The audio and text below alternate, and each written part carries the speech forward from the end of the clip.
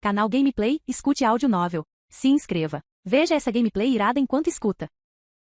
Sistema de Inteligência Diária. Parte 59. Capítulo 399. Na tarde do dia seguinte à reunião, Louis enviou pessoas para baterem as portas de todos os lords e representantes presentes, deixando para trás uma frase simples: reúnam-se no muro norte da cidade. Tenho algo que quero que todos vocês vejam com seus próprios olhos. Ele não ofereceu nenhuma explicação, limitando-se a instruir seus assistentes a prepararem capas e aquecedores portáteis. Assim, esses nobres, que no dia anterior estavam tomando chá e discutindo cooperação e dividendos em cadeiras de veludo, foram forçados a subir as muralhas recém-reparadas da cidade da Alabarda de Gelo sob o vento cortante e a neve. Eles pensavam que Louis estava apenas se exibindo, ou talvez realizando uma suposta cerimônia de inspeção de lords. No entanto, quando chegaram ao topo da muralha da cidade e viram a torrente negra se acumulando do lado de fora, todas as suas esperanças e conjecturas foram instantaneamente frustradas. Louis os havia convocado não para uma cerimônia, mas para que testemunhassem com seus próprios olhos o perigo iminente e a força da maré vermelha. Somente o verdadeiro medo poderia fazer com que esses indivíduos, ainda apegados a antigas tradições nobres, entendessem por que o poder militar teve que ser entregue à maré vermelha, e somente permanecendo de pé sobre essas muralhas da cidade varridas pelo vento, encarando o exército regular que se aproxima. Será que eles realmente conseguiam perceber que o antigo território do norte estava morto, e que um novo território do norte só poderia renascer no fogo e no ferro? O vento do território do norte uivava na muralha da cidade norte da cidade da Alabarda de Gelo, como o rugido de uma planície de gelo inteira. O céu estava extremamente baixo, e a nevasca era rasgada pelo vento em sombras brancas semelhantes a chicotes, que batiam contra as ameias e bandeiras, produzindo sons surdos de estalo. No entanto, ainda mais arrepiante do que o vento e a neve era o tremor que se aproximava gradualmente e fazia o próprio ar estremecer. A princípio não eram cascos, mas um trovão baixo e retumbante, como se viesse das profundezas da terra, seu som persistente, longo e opressivo. Os nobres nas muralhas da cidade pararam de respirar um a um. Isso é um terremoto? Gaguejou alguém. Não, disse outro nobre com a voz rouca. É uma maré de cavalaria. Seu olhar se estendeu para a distância e no horizonte antes pálido, uma linha negra, tão fina quanto um fio de cabelo, apareceu de repente. O vento e a neve não conseguiram ocultar seu avanço. A linha negra engrossou e alargou-se rapidamente como uma maré crescente, engolindo em seguida a cor de toda a planície nevada. Alguém gritou: é, uma legião? Uma legião inteira? Ninguém conseguia contar quantos cavaleiros havia. A torrente negra estendia-se até o horizonte, sem fim. Mesmo a vários quilômetros de distância, era possível sentir a disciplina de seus movimentos. Não se ouviam gritos nem rugidos, apenas o tum-tum-tum de incontáveis cascos de ferro esmagando a neve. Esse silêncio era mais sufocante do que qualquer tambor de guerra. Essa era a marcha de um exército regular, a máquina de guerra mais terrível do Império. Na plataforma de comando da muralha norte da cidade da Alabarda de Gelo, todos os nobres presentes estavam quase pálidos de medo. Naquele momento, eles realmente entenderam que as palavras de Louis na reunião não eram brincadeira. 3 legiões, 7.000 cavaleiros, estavam a caminho. O vento frio agitava seus grossos mantos de pele, e alguns até se ajoelharam no chão. Estamos perdidos. Não podemos detê-los. Quem pode deter uma força dessa magnitude? Vários barões tímidos já haviam começado a recuar silenciosamente, tentando encontrar a escadaria que descia da muralha da cidade, como se, ao se afastarem daquela cena, o fim do mundo estivesse um pouco mais distante. O conde Alberto, no entanto, estava bem na frente. Ele era um antigo ministro do falecido Duque Edmund, um veterano que havia resistido a décadas de vento e neve. Mesmo nessa situação quase sufocantemente opressiva, ele ainda se mantinha ereto, embora suas sobrancelhas estivessem mais pesadas e preocupadas do que o normal. Ele não entrou em pânico como os outros, baixando a voz para falar: Lord Louis. A 17ª Legião e as outras 2 legiões avançando simultaneamente para o sul é um acontecimento extremamente incomum. Suas defesas pré-estabelecidas são realmente suficientes para lidar com a situação? Essa era uma preocupação e responsabilidade de um antigo general em relação à segurança do território do norte. Ele não estava duvidando de Louis, mas sim confirmando se o jovem Lorde estava realmente confiante nesse cenário apocalíptico. Louis olhou para ele com uma expressão tão calma quanto a luz de uma lâmpada numa noite nevosa. Não se preocupe, Conde Albert. Estou pronto. Albert ficou em silêncio por um momento, depois olhou novamente para a torrente negra distante, seus dedos tensos relaxando lentamente. Ele suspirou baixinho, conseguindo apenas balançar a cabeça. Se for esse o caso, vou observar. À medida que a cavalaria se aproximava, todos olhavam para o jovem Lorde sentado na cadeira central. Louis estava sentado calmamente em sua cadeira, com uma das mãos segurando delicadamente uma xícara fumegante de chá vermelho, como se estivesse desfrutando de um tranquilo chá da tarde em um salão aconchegante, em vez de estar em uma muralha da cidade prestes a ser esmagada por uma onda de cavalaria. O vento impetuoso chicoteava sua capa, mas ele nem sequer moveu uma pálpebra. Ele simplesmente virou a cabeça para olhar para Isaac, que estava tão nervoso que suas palmas estavam suando. Os ombros da criança estavam rígidos como pedra, e ela instintivamente agarrou a capa de Louis. Mas quando Louis olhou para ele, rapidamente ergueu o queixo, tentando parecer corajoso. Louis pousou a xícara de chá e levou a mão aos cabelos azuis despenteados pelo vento, com um tom como se perguntasse o que ele queria para o jantar. Você está com medo? Isaac prendeu a respiração, seus lóbulos das orelhas ficaram vermelhos de frio, mas ele cerrou os dentes e se obrigou a balançar a cabeça. Não estou com medo. Os lábios de Louis se curvaram ligeiramente, não em escárnio, mas em uma afirmação tranquilizadora. Muito bem, disse ele suavemente. Então abra bem os olhos e veja com clareza. Este é o último ato da velha era. O vento cortante do território do norte ecoava pelo passo de bosque de bétulas, como se toda a planície de gelo estivesse gemendo baixinho. Akerman controlou seu cavalo de guerra, posicionando-se bem à frente da formação. Ele olhou para a passagem de 300 metros de largura que levava a cidade da alabarda de gelo, com penhascos congelados em ambos os lados tão lisos que refletiam sombras, e uma planície branca coberta de vento e neve bem à frente. Qualquer general reconheceria este local como uma excelente posição para a emboscada. Mas Akerman sorriu. Ele já esperava que Louis fizesse essa artimanha. Ele fitou a neve estranhamente silenciosa, seus olhos brilhando com a frieza de um caçador. Louis Calvino, você acha que eu vou cair na sua armadilha mágica? Com esses brinquedos alquímicos explosivos, quem você pode matar? Os cavaleiros de aço negro da 17ª Legião estavam solenemente posicionados atrás dele, 3.000 cavaleiros pesados, totalmente blindados. Eram como um tsunami cor de ferro que se aproximava. A neve caiu sobre suas armaduras, mas ao contato, foi transformada em névoa branca pela energia vital de combate, evaporando instantaneamente. Todas as tropas, ouçam, cavalaria escrava, reconhecimento à frente. Akerman estalou o chicote. Uma centena de cavaleiros ligeiros bárbaros como cães selvagens soltos, rugiram e investiram contra o desfiladeiro. Algumas respirações depois, bum, bum, bum. A neve acumulada explodiu, fogo e névoa de sangue se misturando em uma nuvem, lançando mais de uma dúzia de bárbaros e seus cavalos pelos ares. Mas a explosão parou por aí, não houve reação em cadeia, nenhuma demolição em grande escala que tivesse abalado Akerman. Akerman zombou, como esperado, um campo minado, mas com poder limitado. Cavaleiros pesados não morrerão de jeito nenhum. Então, sem hesitar, ordenou, dispersem a formação. Todos os cavaleiros mantenham um intervalo de 5 metros. Avancem em esquadrões. Ao som da corneta, 3.000 cavaleiros negros se espalharam em uma formação de avanço semelhante a uma rede, embora a torrente fosse pequena. Carregava uma aura de destruição imparável ao invadir o desfiladeiro. Até que quase todos tivessem entrado na área designada, não houve uma segunda rodada de explosões. No final do passo de bosque de bétulas, na muralha norte da cidade da alabarda de gelo, Louis ergueu lentamente a mão, como se sinalizasse um início elegante. No segundo seguinte, a terra emitiu uma pulsação abafada e estrondosa. Buzz, bum. Não havia fogo deslumbrante nem estilhaços de ferro. Apenas um tremor aterrador, que paralisava os nervos instantaneamente, vinha das profundezas da terra. O cavalo de guerra de escamas negras de Akerman afundou repentinamente. Ele reagiu extremamente rápido, mas ainda assim arregalou os olhos. Isso, não é uma explosão? Não se tratava de um campo minado de alto explosivo. Eram dispositivos explosivos de vibração profundamente enterrados a 5 metros de profundidade. A onda de choque primeiro quebrou a camada de solo congelado e, em seguida, agitou a água subterrânea, transformando toda a base, antes tão dura como ferro, em um fluido em um instante. A planície nevada desabou instantaneamente.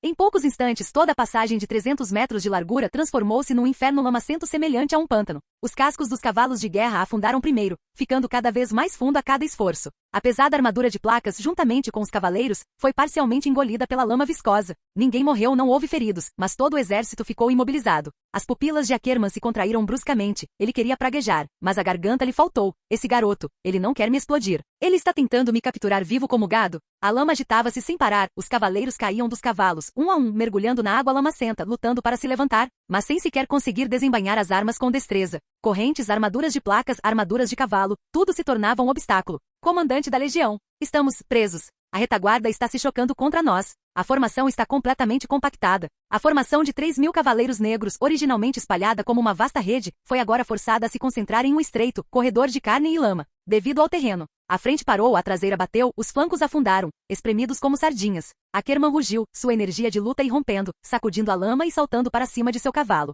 Levantem-se todos. Avancem. Contanto que saiamos deste chão enlameado, nós vencemos. Sob o rugido quase frenético e intimidador de Akerman, a cavalaria pesada puxou as pernas à força da lama. Alguns abandonaram seus cavalos, outros seguiram em frente cambaleando. Eles finalmente conseguiram sair da área lamacenta, a apenas 800 metros da cidade da alabarda de gelo. Mas Akerman não percebeu nada disso. Aos seus olhos, a lama era apenas um obstáculo temporário. Ele até esboçou um riso entusiasmado, rugindo alto. Viram? Nem mesmo as armadilhas podem nos deter. Vamos em frente. A vitória é nossa. Akerman não teve tempo de observar o colapso de sua formação, apenas de encarar o terreno plano aparentemente transitável à sua frente, esporeando ferozmente seu cavalo de guerra. Com lama espirrando por toda parte, ele foi o primeiro a avançar. Atrás dele, essa legião gigantesca, despedaçada, arrastada pela lama e espremida, foi forçada a seguir seu ritmo, avançando com ímpeto. Eles pensavam que ainda mantinham um ímpeto, acreditando que, continuando a avançar, poderiam arrombar os portões da cidade da alabarda de gelo de uma só vez. E na muralha da cidade, Louis observava em silêncio os esforços quase cômicos deles, com um leve sorriso nos lábios. Louis nunca teve a intenção de matá-los com armadilhas. O que ele queria era despojá-los de seu espírito de luta, despojar a 17ª Legião de seu significado como legião e quebrar seu ímpeto destemido, para que perdessem a qualificação para a guerra antes mesmo de chegarem à cidade, como prelúdio para o grande banquete que estava por vir. As terras altas laterais do passo de bosque de Bétulas. O vento aqui era extremamente forte, mas também era o melhor ponto de observação para contemplar toda a passagem. A neve branca rodopiava ao vento frio como um fino pó prateado, produzindo sons sutis e urgentes nas armaduras das duas ordens de cavaleiros escondidas atrás das encostas cobertas de neve. Ferran, o comandante dos Cavaleiros de Ferro Gelado, estava bem à frente, com uma aparência que dava a impressão de ter sido forjado em ferro frio. Sua pesada armadura era de um preto profundo, quase engolindo a luz do vento e da neve, deixando apenas uma silhueta fria e rígida. Ele não disse nada, apenas ficou olhando para o desfiladeiro abaixo, que já havia se transformado em um mar de lama. Ozer, o comandante dos Cavaleiros Presa de Prata, estava meio passo atrás dele e ao seu lado, sua armadura leve cinza prateada farfalhando suavemente ao vento. Em comparação com a compostura de Ferran, suas emoções estavam visivelmente muito mais tensas. Através de seu telescópio, ele podia ver a cavalaria pesada de Akerman lutando e cambaleando miseravelmente na lama, uma cena quase como um desastre apocalíptico. Ferran, olhe lá embaixo. Ozer não conseguiu conter o rosnado, sua mão já agarrando o cabo da espada. A formação Akerman está quebrada, completamente quebrada. Esta é uma oportunidade de ouro. Ele apontou para a distante e majestosa cidade da Alabarda de Gelo, com a voz muito baixa, mas ainda assim revelando sua ansiedade. Se eles escaparem, as muralhas da cidade terão que resistir a um impacto total. Os civis dentro da cidade entrarão em pânico. Nosso dever como Cavaleiros Presa de Prata é proteger a cidade da Alabarda de Gelo. Se atacarmos agora, podemos aniquilá-los pela lateral. Ferran ergueu a mão, bloqueando Ozer como um portão de ferro intransponível. O sinalizador vermelho de Lord Louis ainda não foi acionado. Sem ordens, os Cavaleiros de Ferro do Gelo não darão um passo sequer. Você é obediente demais cegamente. A raiva de Ozer era irreprimível. Ele empurrou a mão de Ferran, forçando até mesmo os Cavaleiros de Ferro de Gelo próximos a darem meio passo à frente. Louis está apenas temporariamente no comando do poder militar. A cidade da Alabarda de Gelo é a base do jovem mestre Isaac. Se a cidade da Alabarda de Gelo sofrer por causa da hesitação dele, como poderemos nós enfrentar o velho duque depois de morrermos? Ele cerrou os dentes e repreendeu com raiva. O que esse rapaz está pensando? O campo de batalha muda num instante, e ele quer enfrentar a cavalaria pesada em campo aberto. Acha que a guerra é brincadeira de criança? Ferran virou a cabeça lentamente. Ozer, você se lembra do meu juramento diante da tábua espiritual? Ele pronunciou cada palavra com clareza. Juramos não desonrar a sua vontade. Uma vez que o Duque confiou o comando a Lord Louis, as suas ordens são a vontade do Duque. Você está muito longe de Lord Louis. Você só vê sua gentileza na cidade da Alabarda de Gelo, mas não viu como ele transformou o impossível em realidade com a Maré Vermelha. Ele entende melhor do que nós como proteger o futuro do jovem mestre Isaac. Ozer ainda queria retrucar, mas congelou no instante em que as palavras lhe chegaram aos lábios, porque a terra tremeu. A princípio, era apenas um tremor fraco, depois foi se intensificando gradualmente, como se alguma criatura colossal estivesse despertando nas profundezas da terra. Ferran ergueu o queixo, apontando para a cidade da Alabarda de Gelo. Você acha que Lord Louis armou essa armadilha só para prendê-los num lamaçal? Ouvir. Ozer prendeu a respiração. Em meio ao vento uivante, um ruído grave e desconhecido foi se tornando cada vez mais nítido, como a pulsação de um gigante metálico. Tum, tum, tum. O poder daquele som chegou a abafar o trote estrondoso de milhares de cavalos de guerra, fazendo com que a neve nas encostas deslizasse com um farfalhar. As pupilas de Ozer se contraíram ligeiramente. O que é isso? Os monstros da Maré Vermelha. Levado pelo vento, vinha o sopro dos pistões mecânicos, o rugido do vapor e do aço. O som ficou cada vez mais alto e descontrolado. Na crista nevada, todos os membros de ambas as ordens de cavaleiros endireitaram instintivamente as costas. O poder da nova era estava prestes a fazer sua estreia. Capítulo 400. Embora a 17ª Legião, após emergir da lama, estivesse em péssimo estado, com suas armaduras cobertas de lama, os 3.000 cavaleiros de aço negro ainda mantinham um ímpeto de ataque aterrador. A terra tremeu, cavalos de guerra bufaram névoa branca, como se estivessem prestes a arrancar pela raiz esta planície gelada. Apenas menos de 1.000 metros os separavam da cidade da Alabarda de Gelo. Akerman sorriu ferozmente, com o rosto contorcido pelo vento frio. Ele viu a linha de frente aparentemente frágil dos cavaleiros da Maré Vermelha à sua frente, e a arrogância em seu coração explodiu completamente. Essas pessoas logo seriam reduzidas a pó pela sua maré de aço negro. Um instante antes da 17ª Legião colidir, os cavaleiros da Maré Vermelha recuaram repentinamente para ambos os lados como uma maré. Seus movimentos tão uniformes que chegavam a ser assustadores. As pupilas de Akerman se contraíram. Tentando nos atrair? Que ingenuidade! Mas antes que ele pudesse terminar a frase, o campo aberto atrás dele, envolto em névoa, iluminou-se subitamente. No instante em que a névoa branca se dissipou, Akerman finalmente viu a segunda muralha escondida em frente ao portão da cidade. Não se tratava de uma formação em escudo, mas sim de uma linha inteira de tanques a vapor, cuja presença opressiva se assemelhava à de bestas abissais. Eles estavam dispostos horizontalmente, formando um baluarte de aço, cada um com o dobro da altura de um cavalo de guerra, com um corpo em forma de cunha. Rebites cobriam suas carapaças como cicatrizes rechonchudas do ferro frio, e seus chifres de ariete de liga metálica montados na frente lembravam presas de predadores. Os trilhos avançavam lentamente, pesadas correntes de metal cravando-se firmemente na terra congelada. Tubos de cobre para vapor vibravam e se projetavam constantemente, o vapor de alta pressão das caldeiras expelindo fumaça negra. Bum, bum, bum. O rugido de baixa frequência, uma mistura de ritmo de pistão e vibração do núcleo de potência, era tão forte que soava como gigantes martelando das profundezas da terra. Foi um tremor, uma sensação de medo que se espalhou desde os ossos.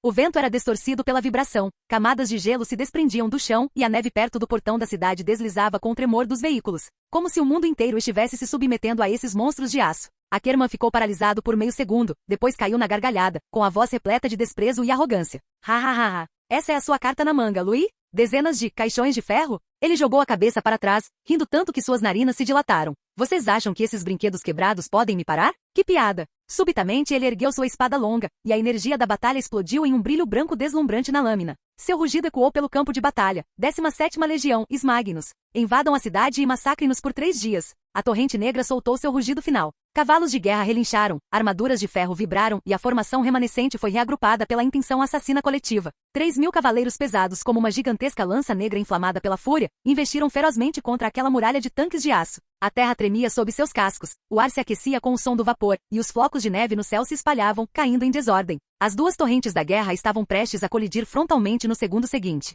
Na muralha norte da cidade, o conde Albert, ao ver as 100 caldeiras a vapor alinhadas ordenadamente abaixo da cidade, finalmente não conseguiu se conter. Sua barba grisalha tremia incessantemente. Absurdo, totalmente absurdo, rugiu ele em voz baixa. 100 cavalos de frisa, sem falange de infantaria, sem densa floresta de lanças longas, contando apenas com esses pedaços de ferro para bloquear a cavalaria? Louis, você está apostando com o destino de toda a região norte. Assim que ele terminou de falar, os outros nobres também empalideceram. O conde Alberto queria dizer mais alguma coisa, mas Louis já tinha levantado a mão e acenou suavemente para baixo. Bum! 100 canhões principais rugiram simultaneamente. O tremor foi tão forte que até os tijolos de pedra da muralha da cidade tremeram levemente, e a água nas xícaras sobre a mesa respingou sutilmente. O ar parecia estar sendo rasgado, e lençóis de neve branca eram lançados ao ar, transformando-se em uma névoa branca e densa. No instante seguinte, projéteis densos e uniformes de espingarda jorraram dos canos do tanque. Aquilo não foi uma chuva de flechas, nem um raio mágico. Era uma rede de aço para moer carne, capaz de cortar formações de cavaleiros, rasgar armaduras pesadas e sacudir ossos de cavalos de guerra. A vanguarda da 17ª Legião nem teve tempo de soltar um rugido antes de ser completamente dizimada pela torrente de projéteis. Não cair, mas desaparecer completamente. As placas de aço negro da armadura se deformaram e se estilhaçaram, e os pescoços dos cavalos de guerra se quebraram como galhos partidos sob o impacto da força cinética. Cavaleiros foram despedaçados em uma névoa sangrenta pela chuva de projéteis. Num único sopro, centenas de cavaleiros com armaduras pesadas foram eliminados do campo de batalha. O silêncio engoliu toda a muralha da cidade. O rosto de Ackerman estava contorcido em choque, mas mesmo assim ele soltou um rugido. Continuem. Cruzá-lo significa vitória. Recuar significa morte. A 17ª Legião, como era de se esperar da elite do Império, cerrou os dentes e superou o medo interior, continuando a avançar. Mas nesse instante, atrás da formação de tanques, um grupo de cavaleiros granadeiros da Maré Vermelha acionou seus fusíveis simultaneamente. Mais de 100 bombas devoradoras de almas com padrões mágicos azuis inscritos foram lançadas ao alto. Ao caírem, emitiram um zumbido fraco, porém misterioso, como se algum deus antigo e definhado respirasse suavemente nas profundezas. As bombas rolaram em direção às fileiras dos cavaleiros, sem produzir fogo, apenas círculos de ondulações azuis etéreas que se espalhavam, como marés frias quebrando sobre a alma. No instante em que a luz azul varreu tudo, o medo que havia sido suprimido pela razão nos corações dos cavaleiros da 17ª Legião foi impiedosamente amplificado 100 vezes pelas bombas abaladoras de almas. Aquele frio arrepiante que só aparece nos últimos momentos de vida dos moribundos foi forçado a voltar para seus cérebros. A visão deles começou a se distorcer, as cores desapareceram, restando apenas escuridão e deslocamento. Aos olhos deles, os tanques de vapor não eram mais máquinas frias, mas bestas gigantescas com espinhos de aço nas costas e barrigas escancaradas. Cada baforada de vapor era como um demônio lambendo a orelha de uma vítima. As figuras de seus camaradas estavam esticadas e contorcidas, os reflexos em suas armaduras brilhando como presas. Eles não eram mais aliados, mas sombras monstruosas que se lançavam sobre eles com bocas ensanguentadas. O caos irrompeu instantaneamente. Alguns arrancaram os capacetes, soltando gritos roucos num breve momento de desespero. Alguns brandiram suas espadas contra as bestas gigantes que surgiam em suas ilusões, apenas para perceber no segundo seguinte que quase atingiram um camarada. Alguns desabaram sobre suas celas ofegantes com as mãos trêmulas, como se algo frio tivesse subido da nuca até o couro cabeludo. Muitos tropeçaram e caíram de seus cavalos de guerra, rolando algumas vezes na lama e na neve antes de se firmarem com força, com os rostos pálidos e as pupilas violentamente contraídas. Ackerman, um cavaleiro extraordinário, ativou a força seu ki de batalha para resistir e logo em seguida, com os olhos vermelhos, rugiu para recuperar a compostura. Sua voz estava rouca como o rugido de uma fera selvagem. Mantenham-se firmes. Mantenham a formação. Olhem todos para mim. Olhem para mim. O rugido atingiu a linha de batalha caótica como um martelo de ferro, mas o que lhe foi respondido foram gritos dilacerantes vindos de todas as direções. Não se aproxime de mim. Aquela coisa está atrás de mim. Vai arrancar minha perna. Sai daqui. Sai daqui. Isso não é uma pessoa. Não é uma pessoa. Fique longe de mim. Meu cavalo está morto. Não consigo me mexer. Socorro, socorro. Vários cavaleiros se chocaram uns contra os outros, suas armaduras fascando, brandindo suas espadas descontroladamente no ar. Alguns caíram diretamente de suas celas, agarrando-se freneticamente à lama e à neve, como se estivessem enredados por espectros invisíveis. É claro que esse caos não durou muito. Durou apenas alguns breves segundos. Mas mesmo quando a energia de batalha reacendeu dentro deles e suas vontades começaram a se estabilizar, aqueles poucos momentos de caos já haviam deixado uma ruptura irreparável. Akerman, é claro, percebeu isso, mas estava impotente. Embora perturbado apenas por alguns instantes, foi o suficiente para garantir que sua linhagem jamais recuperasse totalmente sua integridade original. Antes que esses cavaleiros pudessem se recuperar totalmente, as 100 máquinas a vapor já haviam engatado a primeira marcha. As esteiras de aço penetravam profundamente na terra congelada, emitindo um grito agudo que parecia arranhar os nervos. Toda a formação de tanques avançou lentamente, aquela força imensa impactando em alta velocidade, esmagando pelo próprio peso como uma montanha deslizando para a frente. A primeira fila de cavaleiros, subitamente forçada para trás e tropeçando, nem sequer teve tempo de erguer os escudos antes que os chifres de Ariete em forma de V os atingissem impiedosamente. Craque e esmaga. O som era como de madeira grossa quebrando, mas acompanhado pelo baque surdo de metal desabando. Armaduras completas eram esmagadas em curvas deformadas sob os chifres dos arietes. Os peitos dos cavaleiros eram forçados para dentro. Ossos e capacetes se estilhaçavam, e o sangue jorrava das rachaduras como odres de vinho estourados. Em seguida, os trilhos passaram por cima deles. Bum, suspiro, estalo. O metal quebrou, os ossos se estilhaçaram e os membros dos cavalos de guerra se partiram um a um como galhos molhados. Cavaleiros e cavalos de guerra ficaram enredados, pulverizados pelas esteiras, sua carne e sangue transformados em lama vermelha viscosa entre as correntes,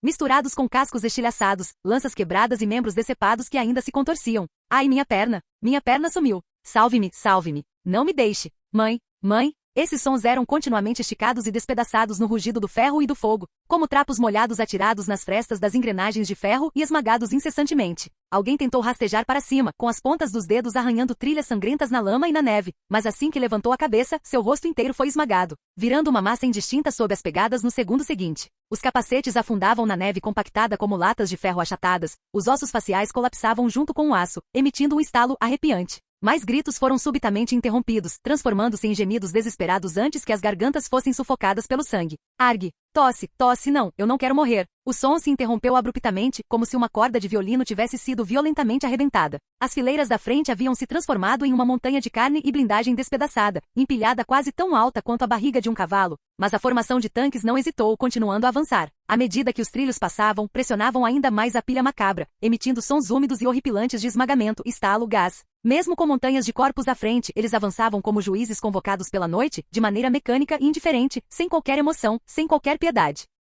Um cavalo de guerra demoníaco fortemente blindado, lutava com todas as suas forças para se erguer da lama e da neve. E no exato momento em que um relincho dilacerante irrompeu de sua boca, as pegadas passaram por cima de sua espinha dorsal. Com um estrondo, seu corpo maciço desabou como se estivesse vazio. O som seco de sua espinha dorsal quebrando deixando os rostos dos soldados próximos pálidos como acinzentados. O sangue jorrou das aberturas da armadura em uma névoa quente e vermelho escura, respingando nos rostos dos cavaleiros a vários metros de distância com sangue morno e acobreado. Não, não me empurre. Eu imploro, eu não quero morrer. Um cavaleiro de aço negro, espremido em frente aos trilhos, gritou, mas sua voz foi completamente abafada pelo som do metal se quebrando no segundo seguinte. Os cavaleiros de aço negro de Akerman foram cortados, achatados, rasgados e enterrados pelos tanques a vapor que avançavam. Carne e aço foram transformados em uma pasta vermelho-ferro sob os trilhos. No centro desse inferno, Akerman rugiu, canalizando seu ki de batalha, e disparou como um raio negro através de uma brecha nos restos caóticos de suas tropas. Seu cavalo de guerra mal havia alcançado o flanco do tanque quando foi sacudido e caiu de joelhos, mas ele, com força bruta, saltou, brandindo sua pesada espada com uma energia de batalha vibrante, e golpeou ferozmente à frente de um dos tanques a vapor.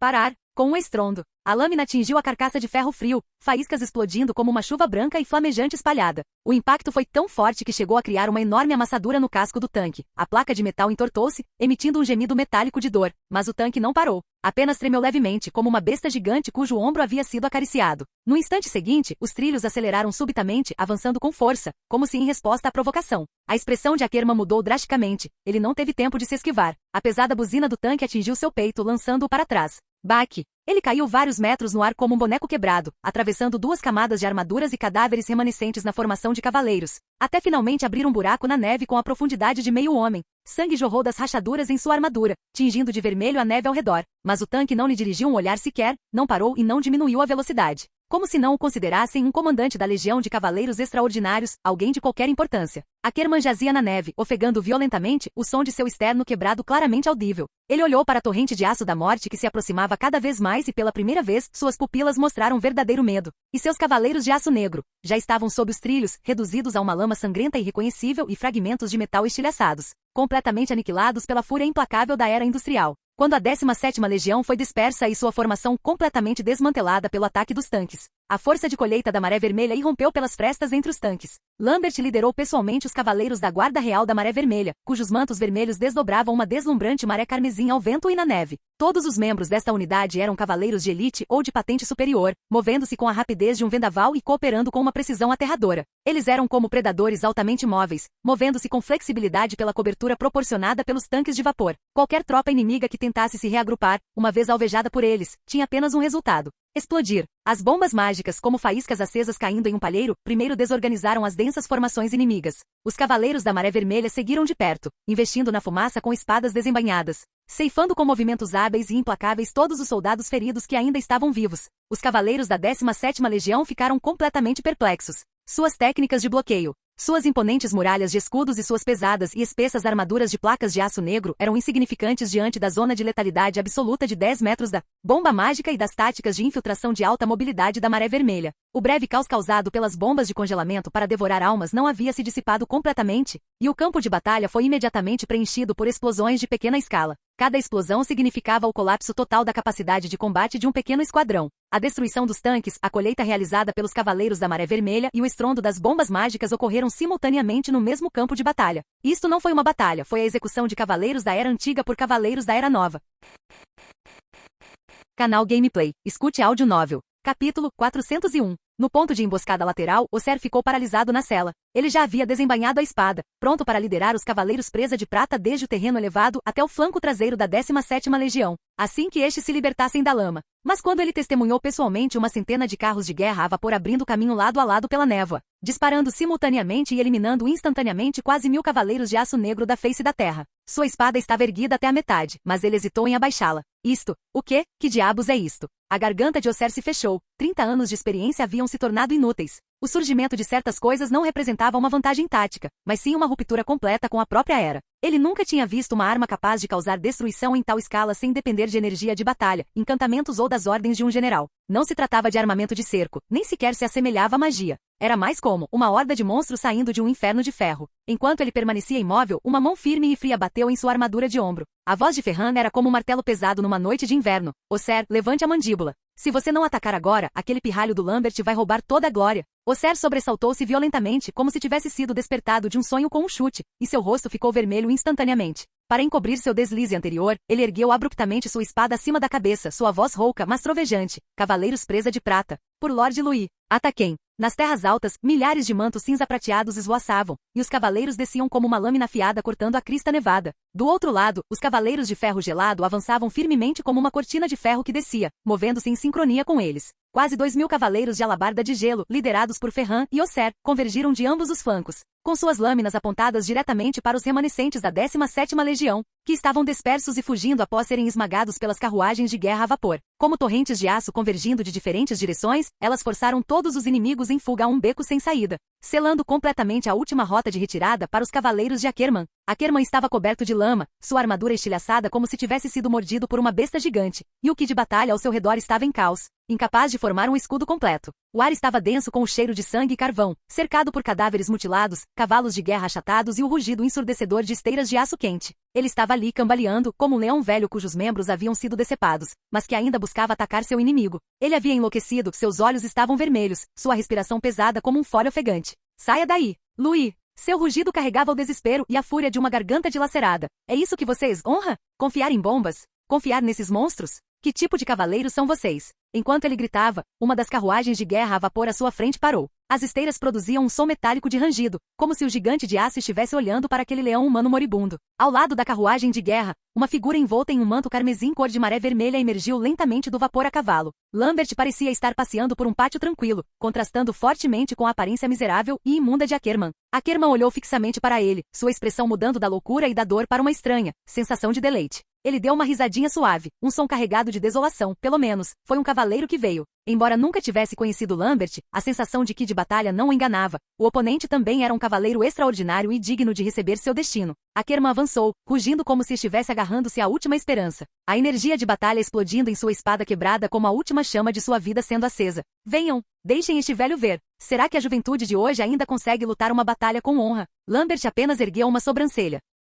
Ele nem sequer desembainhou a espada. Ele abriu a bolsa de couro ao lado da cela e retirou 3 bombas mágicas de luz branco prateada. Os olhos de Ackerman se arregalaram. Ele finalmente percebeu. Os cavaleiros desta era não precisavam desembainhar suas espadas. Você! Seu rugido se transformou em um grito estridente. Lambert falou categoricamente. Os tempos mudaram, Lord Ackerman. Ele moveu o pulso rapidamente e as 3 bombas caíram em formação de pino, ao redor de Ackerman. Ackerman teve apenas tempo suficiente para arregalar os olhos. Bum, bum, bum. A tripla detonação se sobrepôs, criando um vórtice visível de corrente de ar que arrancou Ackerman completamente do chão. Seu escudo de kit de batalha estilhaçou-se como vidro quebrado, e sua armadura foi arrancada em bordas curvadas pela onda de choque. Ele se chocou violentamente contra a blindagem da carruagem de guerra a vapor, deixando uma profunda marca no metal, enquanto seu corpo deslizava para baixo como um saco de couro achatado. O sangue escorria pelas costuras da armadura, tingindo de vermelho a neve e a lama abaixo. Lambert desmontou e caminhou até o corpo caído. A consciência de Ackerman lutava para não se extinguir, seus lábios tremendo como se ele ainda quisesse dizer algo. Mas ele não conseguia falar. A última coisa que viu foi o olhar completamente indiferente de Lambert.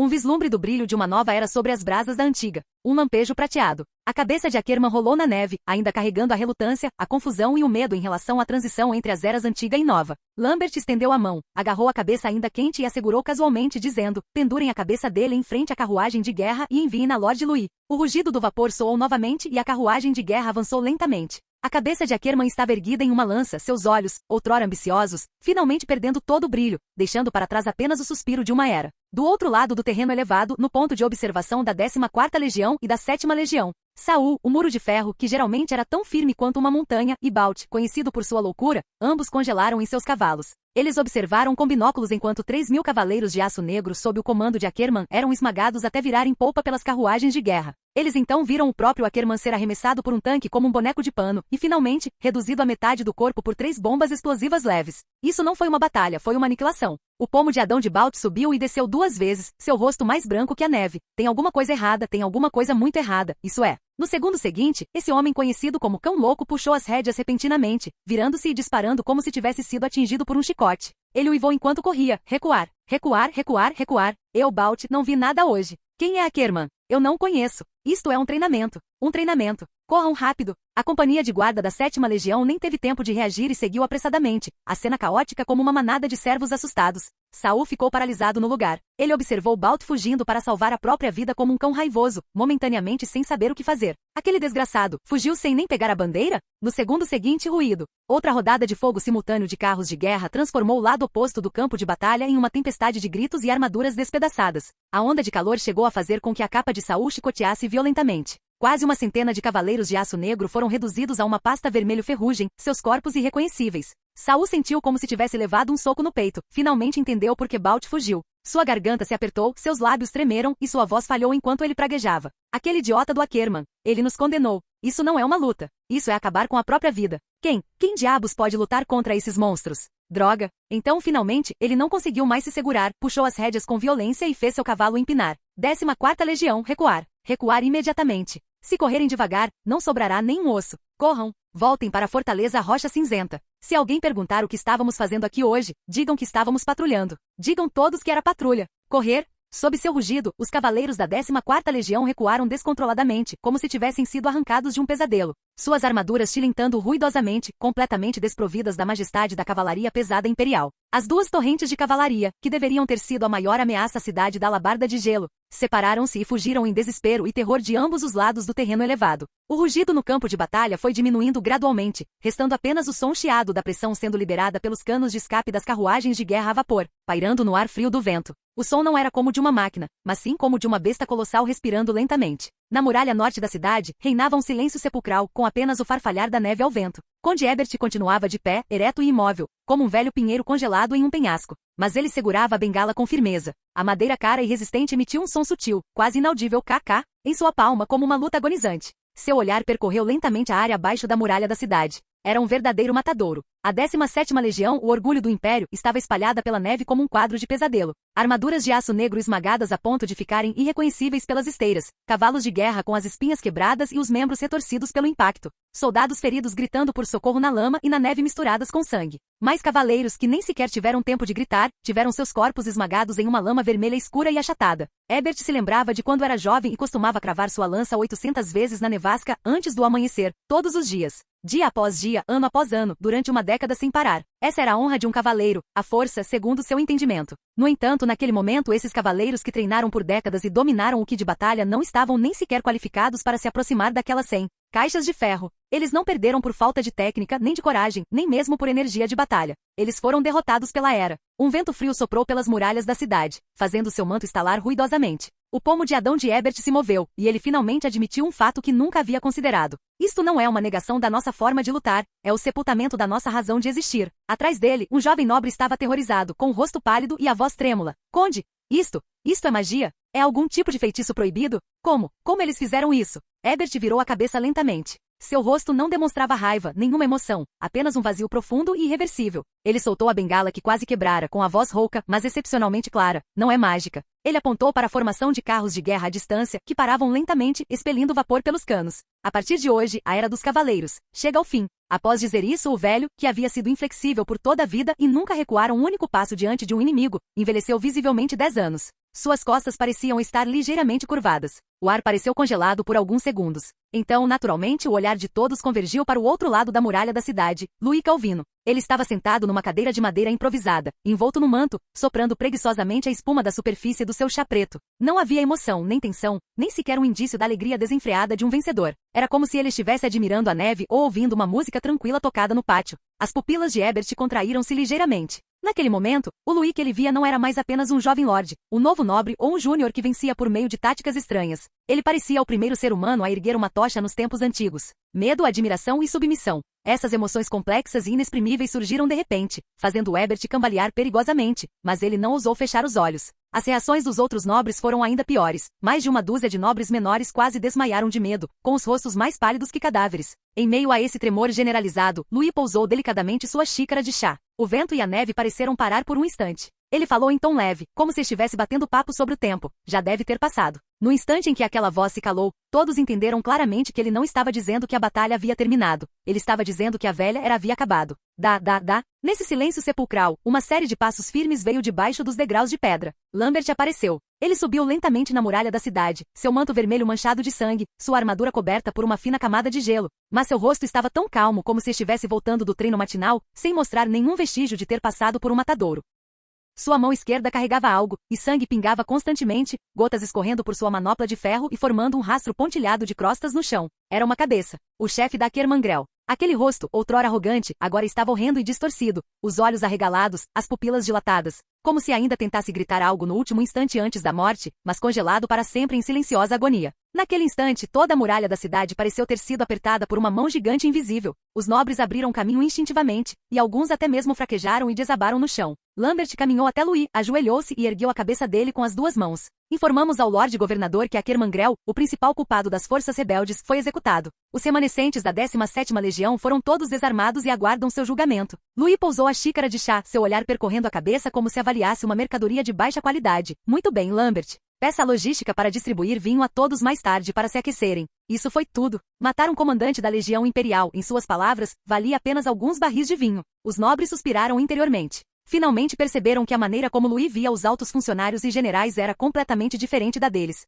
Luís se levantou, caminhou até a grade, olhou para a cabeceira e de repente suspirou. Seu tom carregava um toque de arrependimento. Akerman era originalmente um defensor leal do Império, mas infelizmente, ele se tornou ganancioso por poder e enlouqueceu. Ele assassinou brutalmente o Barão Morca, e depois coagiu a 17ª Legião a tentar uma rebelião e atacar o território do norte. Os que estavam ao seu redor enrijeceram as costas. Todos entendiam que se Akerman ou Luís estavam realmente loucos, era irrelevante. O que importava era que Luís havia atribuído a Akerman, de forma aberta e categórica, o crime de traição. Louis elevou a voz com um tom firme. Felizmente, com o testemunho dos meus colegas no território do norte, consegui ajudar o Império a sufocar esta rebelião. Ele se virou lentamente e olhou para Conde Ebert, sorrindo. Conde, como você mesmo testemunhou, esta é a verdade dos fatos, correto? Ebert largou a bengala, apoiou as mãos nos joelhos e fez uma reverência lenta e profunda, colocando a mão sobre o peito. Essa era a mais alta saudação da antiga nobreza. O Guardião do Norte, é você. Você nos salvou e defendeu a honra do Império. Uma única frase, como ritual anunciando o fim de uma era. As muralhas da cidade permaneceram em silêncio por 3 segundos. Então, como trigo sendo levado pelo vento, centenas de nobres se curvaram em uníssono.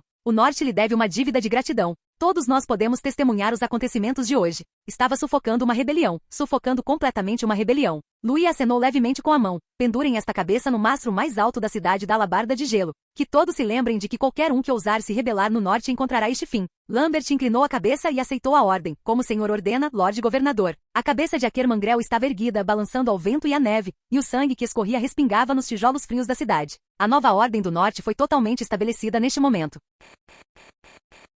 Capítulo 402. Fortaleza Rocha Cinzenta, sala de comando de Akerman. A noite era dura como ferro, e o vento uivava pelas frestas das paredes de pedra. A luz bruxuleante da lareira projetava as cabeças das bestas demoníacas na parede em silhuetas fantasmagóricas. Originalmente, essas decorações tinham o propósito de exibir a destreza marcial e o poder de dissuasão de Akerman. Mas agora, aquelas cabeças de lobo enrugadas e dentes de urso das neves pareciam estar sorrindo descontroladamente, zombando das 2 pessoas que mal sobreviviam na sala. O chão estava uma bagunça, garrafas de vinho caras estavam espalhadas por toda parte, e o forte cheiro de álcool se misturava com um odor de queimado, acre como vômito. Balt estava encolhido junto à lareira, como um velho cão desprovido de toda a sua coragem. Ele segurava com força uma garrafa da bebida mais valiosa de Akerman, a mão tremendo como um galho seco ao vento, engasgando a cada gole. Aquilo não foi. Seus dentes batiam e sua voz falhou. Você viu? Como eles enlouqueceram. Estavam atacando o próprio povo. Aquilo foi feitiçaria. Nós estamos acabados. Ele murmurou nervosamente, como uma criança muito assustada. Nós não participamos da batalha. Estávamos apenas treinando, certo?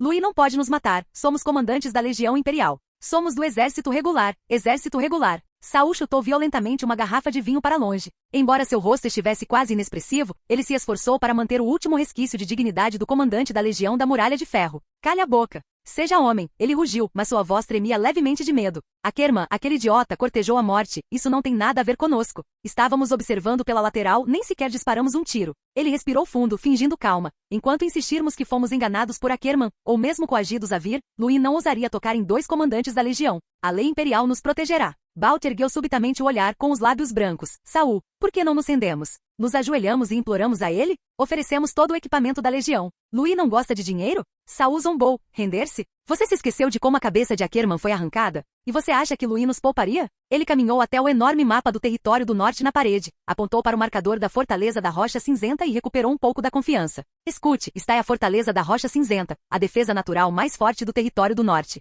Saul baixou a voz, como se estivesse falando consigo mesmo. As caixas de ferro de Louis são poderosas, mas são pesadas demais. Essa trilha na montanha, ao longo do penhasco, torna impossível para elas subirem. Balta sentiu imediatamente, agarrando a garrafa de vinho enquanto subia rapidamente. Sim. Eles não podem usar as trilhas da montanha. Vão ficar presos. O chão vai desabar. Vão cair do penhasco. Haha, estamos seguros. Saul cravou violentamente sua adaga no mapa. Enquanto fecharmos o portão da Pedra Matadora de Dragões, mesmo que ele tenha 100 carros de guerra, ele só poderá olhar fixamente para a cidade lá embaixo. Vamos resistir aqui e esperar por reforços da capital imperial. Os 2 se entreolharam, ambos vendo esperança nos olhos um do outro. Agora pareciam menos homens mortos. Balt chegou a erguer sua taça de vinho com a mão trêmula. A inexpugnável Fortaleza da Rocha Cinzenta. Saul também ergueu seu copo. Assim que as bordas dos copos estavam prestes a se tocar. Zumbido. O líquido nos copos vibrava violentamente, respingando na borda. O rosto de Saul empalideceu. Um terremoto. Bum! Foi como se o mundo tivesse explodido bem diante de seus ouvidos. Toda a sala de comando parecia estar sendo erguida por uma besta gigante. O lustre caiu do teto, estilhaçando-se em pedaços de ferro no chão, e a poeira desceu como uma cascata. O guarda pessoal do lado de fora da porta entrou cambaleando, com o rosto coberto de sangue, gritando e chorando. Senhores, o portão sumiu. Saul rugiu, bobagem. Essa é a Pedra Matadora de Dragões. Que tipo de ariete conseguiria quebrá-la? O guarda pessoal caiu de joelhos, a voz trêmula até falhar. Não foi arrombado, foi explodido. Quando o primeiro raio de sol da manhã cruzou as muralhas da cidade da Alabarda de Gelo, iluminou 3 cabeças que balançavam levemente ao vento matinal. Eles foram pendurados em formação de pirâmide na torre do portão. O do centro era Kerman, com o rosto ainda exibindo a ferocidade e a raiva que sentirá antes da morte, como se fosse proferir um palavrão em voz alta no segundo seguinte. A luz fria refletia em seus olhos, que estavam escancarados na morte, como se acendesse uma vela de escárnio por sua ambição perdida. À esquerda estava Balt. Aquele rosto de cão raivoso estava agora horrivelmente contorcido, como o crânio de uma besta que fora quebrado, o terror da morte dilacerando suas feições. À direita estava Saul, com uma expressão quase vazia, como se ainda estivesse refletindo sobre como a fortaleza da rocha cinzenta havia sido invadida pouco antes de morrer. O vento frio soprava, e as 3 cabeças balançavam suavemente em uníssono. Parecia que eles estavam se curvando para as pessoas que passavam lá embaixo, e também como um reconhecimento de que a velha era havia terminado. Louis vestia uma longa capa preta e seus passos eram lentos, como se caminhasse sobre um tapete vermelho feito exclusivamente para ele. Soldados auxiliares que limpavam o campo de batalha posicionavam-se em ambos os lados, e colunas de prisioneiros sendo escoltadas marchavam pela cidade. O ar estava misturado com o cheiro de sangue, óleo de motor e a brisa fria da manhã. Meio passo atrás dele, Lambert vestia uma armadura recém-polida, seus passos firmes e decisivos. Uma pilha de pesados pergaminhos estava bem guardada debaixo do braço, e ele rapidamente relatava as últimas informações enquanto caminhava. A 17ª Legião foi contabilizada. Antes da guerra, sua força era de 3.000 homens. Aproximadamente 1.000 estão confirmados como mortos ou fatalmente feridos. Os 2.000 restantes foram todos detidos. No entanto, as bombas devoradoras de almas causaram um choque mental extremo. A maioria das pessoas se encolhe e grita a qualquer ruído alto, e algumas estão completamente catatônicas. Louis não olhou para trás, que o trabalho cure suas feridas mentais. Classifiquem-nos por obediência. Para aqueles que ainda ousarem encarar ou pensarem resistir, eliminem seu kit de batalha, acorrentem-nos e enviem-nos para a mina de ferro profunda. A área de mineração precisa de trabalhadores destemidos. Os demais terão suas estruturas demolidas e serão enviados para o campo de trabalho da reserva. Eles irão reparar estradas durante 3 meses, e aqueles que tiverem um bom desempenho, poderão empunhar uma espada novamente. Lambert assentiu com a cabeça e, em seguida, voltou-se para outro relatório, respirando fundo, como se estivesse organizando seus pensamentos deliberadamente, sem querer deixar que a excitação nublasse seu julgamento. Quanto à fortaleza da Rocha Cinzenta, a situação era diferente da nossa estimativa. Sua voz era muito baixa. Após a chegada da unidade de bombas mágicas, eles apenas testaram 4 canhões mágicos de cerco, seguindo o procedimento mais básico. Lambert lançou um olhar para Louis, mas logo desviou o olhar, percebendo que o que realmente merecia admiração naquele momento era a visão do jovem Lorde ao seu lado, que ordenara a Silco a criação daquela arma terrível. Embora já conhecesse o poder da bomba mágica por meio de testes anteriores, sua aplicação real em guerra produziu um resultado diferente, um nível de choque diferente. Quando o primeiro tiro atingiu o solo, rachaduras apareceram na muralha da cidade. Quando o segundo tiro atingiu a borda superior do portão da Pedra Matadora de Dragões, poeira caiu de toda a muralha da fortaleza. O terceiro e o quarto tiros. Lambert fez uma pausa por um momento. Destruíram diretamente a Pedra Matadora de Dragões. Antes mesmo que a fumaça e a poeira tivessem se dissipado, pessoas da 14ª e da 7ª Legiões apareceram agitando bandeiras brancas. Eles até se apressaram em apresentar as cabeças de Saul e Balt, alegando que haviam expurgado ativamente os rebeldes e desejavam desertar para a Maré Vermelha. Os comandantes adjuntos restantes da Legião e seus ajudantes estavam todos dispostos a aceitar a reorganização, afirmando que, comparado aos métodos de Ackerman, o sistema de Lord Louis era a maneira de sobreviver. Louis deu uma risadinha discreta, sem demonstrar surpresa nem satisfação. Lambert prosseguiu. Meu senhor, recebemos, portanto, quase 6.000 cavaleiros regulares bem treinados no total. Esse número. Louis finalmente parou de andar, virando a cabeça para observar a coluna de prisioneiros que estavam sendo escoltados. Aquele grupo de outrora arrogantes cavaleiros imperiais agora estava amontoado, como lobos com os dentes arrancados, sem demonstrar qualquer sinal de vitalidade. 6.000 pessoas, disse Louis com leveza. Outros nobres não se atrevem a engoli-las, mas eu me atrevo. Que sejam enviadas para a Maré Vermelha para reeducação. Lambert respondeu imediatamente, sim, meu senhor. Digam aos instrutores, eu não quero cavaleiros imperiais. Eu quero soldados da Maré Vermelha. Quero que eles usem os mantos vermelhos daqui a 3 meses e se sintam alienados ao verem a bandeira do velho império. Louis falou calmamente. Ele estava muito confiante nisso. O sistema Maré Vermelha que ele estabeleceu ao longo dos anos não era apenas uma simples disciplina ou treinamento, mas um processo completamente novo, capaz de reconstruir a fé e dar às pessoas um novo caminho. Nesse processo, o orgulho, a raiva, a confusão e a lealdade de um velho cavaleiro seriam completamente reorganizados, fazendo-os entender pelo que lutam e por quem lutam, e permitindo-lhes redescobrir a dignidade de serem guardiões, dando-lhes um renascimento das ruínas da velha era.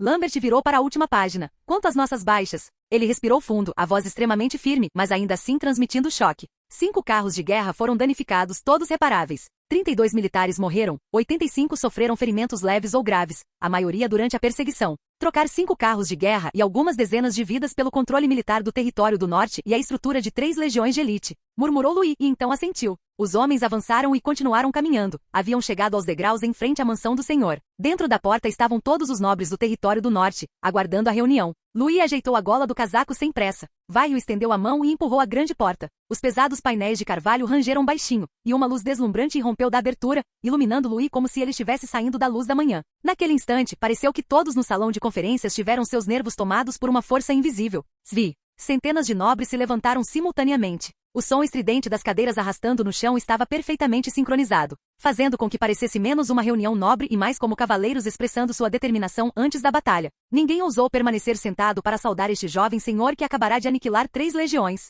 Seus olhos eram extremamente complexos. Havia o desprezo absoluto e submisso de alguém como o Conde Abé. O alívio da sobrevivência sentido pelos nobres de menor importância e nos olhos de alguns outros, uma mistura de hesitação e medo. Louis caminhou em direção à extremidade da longa mesa, até o lugar principal que outrora pertencera ao Duque Edmundo. Ele puxou a cadeira, sentou-se calmamente, cruzou os dedos e colocou as mãos delicadamente sobre a mesa. Só 3 segundos depois de ele se sentar é que os nobres lentamente se sentaram, com movimentos tão leves como se temessem perturbar uma besta demoníaca adormecida. O ar estava tão abafado que quase se podia ouvir as batidas do coração de todos. Louis observou a sala, com um sorriso característico nos lábios. Peço desculpas pela demora. Seu tom era discreto, como se estivesse tratando de um assunto trivial. Havia um pouco de lixo fora da cidade que precisava ser recolhido, o que causou um pequeno atraso. Nenhum nobre ousou se manifestar em resposta ou sequer mudar sua expressão. Louis prosseguiu. A boa notícia é que as estruturas da 17ª, 14ª e 7ª legiões foram canceladas. Ackermann e os outros 3 comandantes foram executados. Suas tropas foram reorganizadas pela Maré Vermelha. Assim, as ameaças à segurança no território do norte foram completamente erradicadas.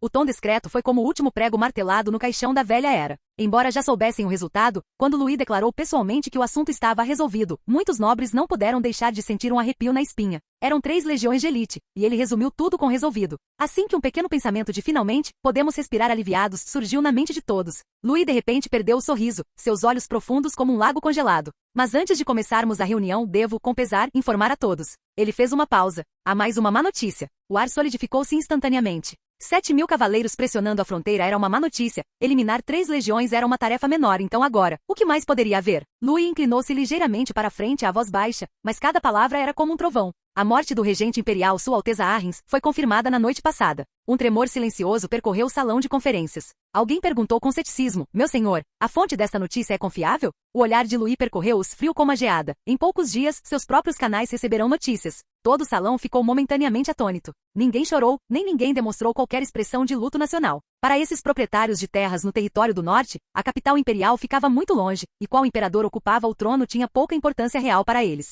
A morte do regente foi mais parecida com a queda de uma divindade em um mito, surpreendente, mas que não os afetou diretamente. Alguém não conseguiu se conter e sussurrou, então, quem é o novo imperador? Mas os rostos dos antigos nobres astutos já haviam mudado. Louis percebeu isso e sorriu friamente. Eu sei o que você está pensando. A capital imperial fica muito longe. O que isso importa para nós, não é? Ele se levantou e caminhou até o enorme mapa do território do norte. Seu dedo bateu com força na única linha de conexão entre a capital imperial e o território do norte. Atualmente não existe um herdeiro universalmente aceito. A morte do regente significa que o equilíbrio foi rompido. Esses príncipes imperiais se voltarão imediatamente uns contra os outros. Ele ergueu a cabeça, a voz clara e grave. Senhores, vocês realmente acham que isso é assunto apenas da capital imperial? Pensem bem, quando a guerra civil começar, os fundos militares alocados pela capital imperial ao território do norte ainda existirão? O fluxo de grãos e tecidos vindos do sul continuará normal? As ordens do Ministério Imperial do Comércio para a compra do seu minério ainda serão válidas? Cada frase era como jogar água gelada na cara deles. O território do norte, esta terra desolada e fria, sempre dependeu de transfusões vindas do sul. Se o Império mergulhar em guerra civil, o território do norte se tornará uma ilha esquecida. Os nobres finalmente entraram em pânico. Se não houver transporte de grãos, como vamos sobreviver a este inverno? Para quem vou vender meu minério? Sem ordens imperiais, não tenho condições de manter meus cavaleiros. Acabou. E se esses príncipes imperiais impuserem impostos à força no território do norte para arrecadar fundos militares? Capítulo 403. Um vento gélido e cortante entrava pelo salão de assembleia, mas o que fazia os nobres tremerem mais do que o frio era o discurso que Louis acabará de proferir à mesa. Cada frase era como se água gelada tivesse sido jogada em seus corações. Guerra civil na capital imperial, rotas de grãos cortadas, ninguém comprando minério, tributação forçada. Essas palavras, que antes eram distantes e só apareciam em fofocas políticas da capital imperial, de repente se tornaram um nó em seus pescoços. A região norte, esta terra gélida e inóspita que mal sobreviveu ao congelamento durante centenas de anos, dependendo de transfusões de grãos vindas do sul, e se fosse esquecida pelo império? Seria o mesmo que uma pessoa idosa abandonada em um buraco na neve. O salão de conferências mergulhou instantaneamente no caos, o ruído ficando cada vez mais alto e frenético, como se o colapso do Império já tivesse alcançado os portões da cidade da Alabarda de Gelo. Louis apenas observou em silêncio. Quando o clamor estava prestes a abafar o teto, ele lentamente ergueu a mão e bateu 2 vezes na mesa. O som seco das batidas silenciou instantaneamente todo o salão. Louis se levantou, apoiando as mãos na longa mesa, com a postura tão firme quanto um monumento. Lordes que aderiram ao sistema da Maré Vermelha, não há motivo para temer. Os dividendos continuarão e enfrentaremos juntos as dificuldades subsequentes. Assim que ele terminou de falar, os nobres pertencentes à facção Maré Vermelha suspiraram coletivamente de alívio. Alguns até tinham o rosto avermelhado, como se tivessem sido retirados da água após se afogarem. Afinal, os dividendos da Maré Vermelha eram enormes. Mesmo que fossem reduzidos a 1/3 do valor atual, ainda seria uma dádiva divina de grãos para eles. Se recebermos menos, receberemos menos. É um momento especial, uma situação especial. Todos nós entendemos. Poder continuar recebendo dividendos é uma grande bênção. A graça de Lord Louis é inesquecível. Algumas pessoas ficaram tão comovidas que chegaram a sentir uma ardência no nariz. Entretanto, os rostos dos lordes menores que não haviam aderido ao sistema da Maré Vermelha imediatamente adquiriram uma tonalidade cinza caótica e confusa. Algumas pessoas já viviam acima de suas possibilidades e pretendiam usar esta Assembleia de Reconstrução da região norte para implorar descaradamente a Louis que as deixasse aderir ao sistema da Maré Vermelha e participar dos lucros. Se o Império entrasse em desordem, eles ficariam ainda mais perdidos sobre o que fazer. Isso incluía alguns nobres que sobreviviam exclusivamente dependendo das rotas comerciais de caravanas de mercadores do sul ou de encomendas da capital imperial. Quando o Império entrava em crise, seus territórios eram imediatamente estrangulados, tornando até mesmo a sobrevivência básica difícil. Assim, de repente, a atmosfera da reunião se dividiu ao meio. Um lado, embora ainda nutrisse algumas preocupações, sentiu-se reconfortado pela Maré Vermelha e até mesmo demonstrou um leve prazer com a desgraça alheia. O outro lado ficou completamente em desordem, em pânico como se fossem morrer congelados na neve, praticamente rastejando de joelhos em direção a Louis, murmurando súplicas e tentando desesperadamente se salvar. Louis não respondeu imediatamente. Ele simplesmente olhou ao redor em silêncio. Seu olhar não demonstrava raiva, mas fez com que seus corações se contraíssem violentamente. Então, ele deu um leve sorriso. Não sou um grande filantropo. Essa declaração inicial causou arrepios em muitos nobres. Mas a frase seguinte foi como o sol nascendo num dia de inverno. Mas estou disposto a lhe dar uma última chance. Todos prenderam a respiração. Após a reunião, você poderá registrar os recursos do seu território com Bradley. Se eles tiverem valor, você poderá aderir ao sistema Maré Vermelha. No entanto, as condições serão piores do que antes. Afinal, eu já havia afirmado que quanto mais cedo você se associasse, melhores seriam as condições. Então ele mudou de assunto, com um tom frio como a geada numa noite de inverno, quanto àqueles que não têm recursos. Então vocês devem considerar seriamente o valor que vocês mesmos possuem. Você não tem muito tempo. Pode escolher morrer ao lado do Império Silencioso, ou pode me seguir e viver como seres humanos decentes nesta era caótica. Instantaneamente, o grande salão ficou em silêncio. Os nobres baixaram a cabeça um após o outro. Mas todos eles estavam pensando exatamente a mesma coisa. Como podemos ganhar a simpatia desse novo mestre da região norte? Após tanto trabalho preparatório, todas as pessoas inteligentes sabiam que enquanto hasteassem a bandeira da Maré Vermelha, mesmo que metade do Império entrasse em colapso, pelo menos poderiam se fartar e sobreviver. Mas seguir o Império? Isso era apenas esperar pela morte. No vasto salão de conferências, havia apenas uma pessoa que não demonstrava medo ou pânico. Louis recostou-se na poltrona principal como um jogador de xadrez que acabará de finalizar o jogo com um leve sorriso nos lábios. A progressão desse encontro, do caos inicial ao silêncio atual, foi exatamente o ritmo que ele desejava. Aproveitando-se de ter o controle total da situação, Louis se levantou e ajeitou as mangas. Esse único movimento sutil fez com que os corações das dezenas de nobres abaixo do estrado se contraíssem, e eles inconscientemente endireitaram as costas. Há mais uma questão, disse ele secamente, mas foi como atirar uma pedra no ar do salão de conferências, provocando uma série de ondulações. Como acabei de mencionar, o Império está mergulhando no turbilhão da guerra civil. A região norte não pode, de forma alguma, permanecer alheia. Assim que essas palavras foram proferidas, os rostos dos nobres, que haviam acabado de relaxar ligeiramente, voltaram a ficar tensos. Louis apoiou as mãos na mesa, seu tom se tornando mais firme, para impedir que as chamas da Guerra do Sul se espalhem para cá, e para evitar o aparecimento de mais Ackermans. Proponho o estabelecimento do Corpo Conjunto de Defesa da região norte. Seu olhar, afiado como uma lâmina, percorreu cada nobre. Garantirei a segurança e os interesses de todos os seus territórios. Ao ouvir essa frase, o salão de conferências mergulhou imediatamente em absoluto silêncio. Todos entendiam que Louis queria mais do que apenas cooperação. Ele almejava autoridade militar sobre toda a região norte, incluindo a ordem de cavaleiros de cada família. Todas elas devem ser colocadas sob seu comando. Na região norte, algo assim nunca havia acontecido em 1000 anos. Os cavaleiros representavam a dignidade da nobreza, eram símbolos de seu status e seu último trunfo. Se os entregassem, eles se sentiriam como tigres desdentados, meras cascas vazias. Muitos nobres empalideceram, mas não ousaram expressar oposição, permanecendo sentados rigidamente com olhares evasivos.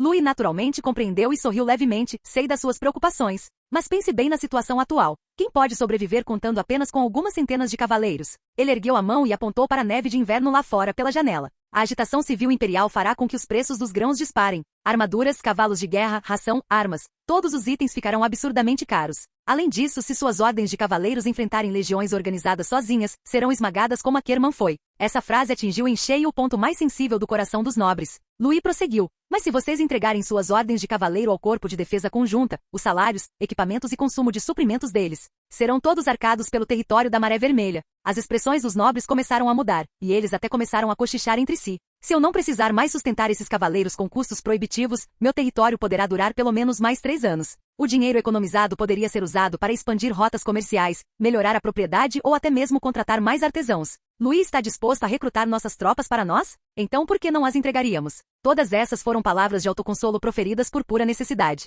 Ao perceber que o clima estava mais ameno, Louis sorriu gentilmente novamente. É claro que não agirei arbitrariamente. Todas as ações do Corpo de Defesa Conjunta, exceto em emergências, devem ser aprovadas por votação dos 15 conselheiros que você eleger. Esse acordo tranquilizou bastante o orgulho dos nobres. E a frase final de Louis dissipou completamente qualquer hesitação. A Maré Vermelha pagará uma alta compensação por cada cavaleiro perdido em batalha. Os nobres já não se calavam. Sua dignidade foi preservada, seus interesses foram protegidos e o risco, por outro lado, desapareceu. Com tantos benefícios, quem poderia recusar? O que Louis não declarou explicitamente, é claro, foi que uma vez que esses cavaleiros transferidos entrassem no Corpo de Defesa Conjunta, eles seriam imediatamente dissolvidos, misturados com os cavaleiros da Maré Vermelha e comandados por oficiais treinados pela Maré Vermelha. Eles seriam enviados para a Academia Militar da Maré Vermelha para reaprender táticas, leis e disciplina, e aceitar o treinamento e o estilo de vida do sistema Maré Vermelha. O tratamento que recebiam também aumentaria consideravelmente com alimentação, alojamento e equipamentos muito superiores ao que seus territórios originais podiam oferecer. Sob tal sistema, seria impossível para os antigos nobres reconquistarem a lealdade desses cavaleiros. Após alguns meses, esses homens deixariam de ser cavaleiros pertencentes a uma família específica e se tornariam soldados da Maré Vermelha. Naquele momento, a grande maioria deles não havia considerado esse ponto. Simplesmente achavam que a proposta de Louis era de fato a solução ideal, mas, para não perderem as aparências, ninguém queria ser o primeiro a falar. Até que o seguidor mais leal de Louis, Yoen, se apresentou. Ao contrário do jovem impulsivo que era há alguns anos, o atual Yoen demonstrava, em cada gesto, a postura de um oficial de alta patente. O jovem visconde bateu no peito, sua voz ensurdecedora. Estou disposto a entregar toda a minha autoridade militar a Lord Louis. De hoje em diante, meus cavaleiros obedecerão apenas às suas ordens. Vários nobres idosos quase se engasgaram com a própria saliva. Seus homens vêm recebendo salários imperiais há muito tempo no sistema Maré Vermelha. Que autoridade militar você está entregando? Mas precisamente por isso, suas palavras não representavam nenhum risco e eram perfeitamente adequadas para quebrar o gelo. E de fato, um coro de vozes foi se elevando gradualmente no salão de conferências. Eu também, para o bem maior da região norte. Nosso território está disposto a ceder à autoridade. Lord Louis dá ordens com certeza, estamos dispostos a segui-lo. Especialmente os nobres de menor importância que não haviam aderido ao sistema da Maré Vermelha anteriormente gritavam mais alto do que qualquer outro, temendo que um momento de atraso significasse a exclusão. Assim a poeira baixou e a autoridade militar foi facilmente tomada por Louis sem que uma única gota de sangue fosse derramada. A reunião subsequente transcorreu naturalmente com todos os tópicos referentes à restauração das rotas comerciais, à alocação de recursos, aos suprimentos de inverno e à reconstrução territorial, sendo rapidamente finalizado sob a orientação do sistema de Maré Vermelha. A reunião de reconstrução finalmente terminou de forma perfeita. Apesar dos eventos chocantes que ocorreram, a conclusão pacífica foi quase inacreditável. Os nobres se dispersaram, cada um com seus próprios pensamentos. Alguns correram para registrar recursos com Bradley, ansiosos para se juntar ao sistema Maré Vermelha, enquanto outros ponderavam sobre quais presentes enviar a Louis. Outros ainda baixaram a cabeça em silêncio, com um único pensamento em seus corações. Os tempos mudaram. Devemos nos agarrar a Louis, o maior navio. Após o término da reunião de reconstrução, Louis entrou na sala secreta de estratégia no último andar da mansão do Lorde. Este lugar era completamente diferente do alvoroço que acabará de terminar lá embaixo, tão silencioso que o ar parecia congelado. Havia apenas uma dúzia de pessoas na sala, mas elas representavam o poder mais substancial em todo o território do norte.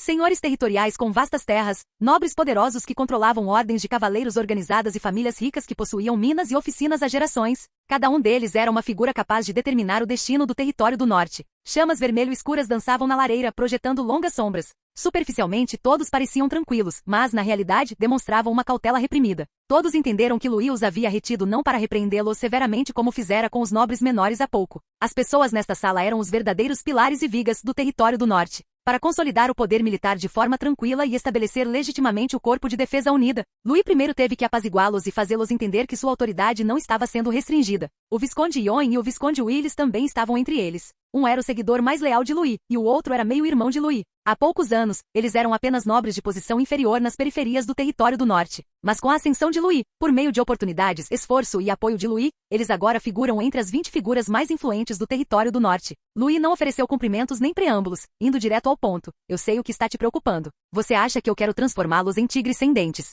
Ele ergueu a mão e apontou para a janela, onde 3 cabeças, enrijecidas pelo vento frio, permaneciam silenciosas sob o sol poente. Mas pense bem, diante do poder absoluto, será que seus supostos dentes ainda têm algum significado? A voz de Louis não era alta, mas mesmo assim causou arrepios em todos. As ordens de cavaleiros daqueles 3 comandantes de legião eram mais fortes do que qualquer uma de suas famílias. Agora suas cabeças pendem nos portões da cidade da Alabarda de Gelo. Ninguém ousava refutá-lo. O fato de Louis possuir poder militar absoluto era inegável, mas isso não significava que concordassem plenamente com suas palavras. O silêncio deles expressava sua oposição. O ar estava tão quieto que quase se podia ouvir o crepitar da madeira na lareira. Quando a atmosfera opressiva se tornava tão pesada que parecia que ia desabar, o Visconde Yoen fez sua entrada mais uma vez. Ele observou todos os nobres presentes. Em todos esses anos no território do norte, qual território aqui representado não recebeu auxílio de Lord Louis? Grãos, artesãos, armas, suprimentos militares, rotas comerciais. Qual deles ele não apoiou? Muitas das pálpebras dos nobres mais velhos se contraíram, mas eles permaneceram em silêncio. Yoen não estava com pressa nem ansioso, mas cada palavra atingia um ponto vital. Pense nisso, todos esses anos, o que você ganhou seguindo o Império? O que isso lhe trouxe?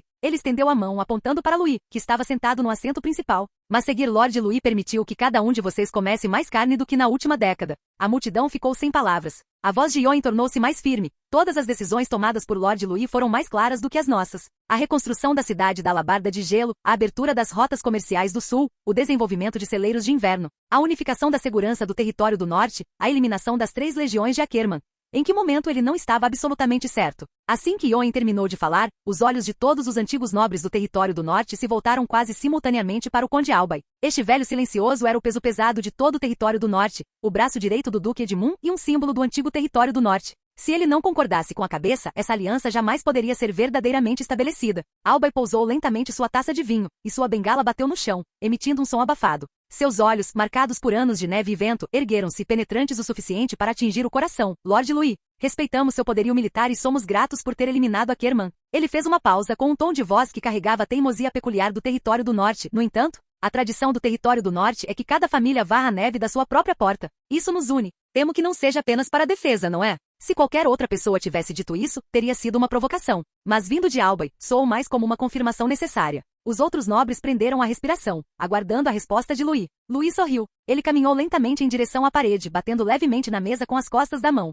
Bradley entendeu imediatamente e puxou a pesada cortina de veludo para baixo. No instante em que a cortina caiu, os grandes nobres soltaram um suspiro coletivo de espanto. O que se deparou com seus olhos foi um mapa estratégico imperial que cobria toda a parede. Louis pegou um apontador e o apontou decisivamente para a grande área ao sul da fortaleza da Rocha Cinzenta. O conde fez uma boa pergunta. Louis se virou, seus olhos ardendo momentaneamente com um fogo incontrolável. Se fosse apenas para defender este pequeno pedaço de terra, eu realmente não precisaria fazer isso. Ele ergueu a mão, deslizando-a lentamente pelo mapa, sua voz grave e autoritária. Mas o regente está morto, e o império está em caos. Aquele portão que trancou o território do norte por centenas de anos, a fortaleza da Rocha Cinzenta, foi arrombado por mim. Ele se inclinou repentinamente para frente, perto da mesa, e seu tom tornou-se fervoroso como fogo. Senhores, vocês realmente querem se encolher no gelo e na neve deste lugar miserável pelo resto de suas vidas? Você não gostaria de se apoderar de alguns vinhedos sob os ventos quentes do sul? Não gostaria de ocupar alguns portos livres de gelo? Não gostaria que seus filhos crescessem sob a luz do sol em vez de morrerem congelados em uma nevasca? Essas palavras eram extremamente traiçoeiras e não podiam ser ditas a todos os nobres do território do norte. Mas Louis tinha certeza de que ninguém naquela sala secreta espalharia o que fora dito ali.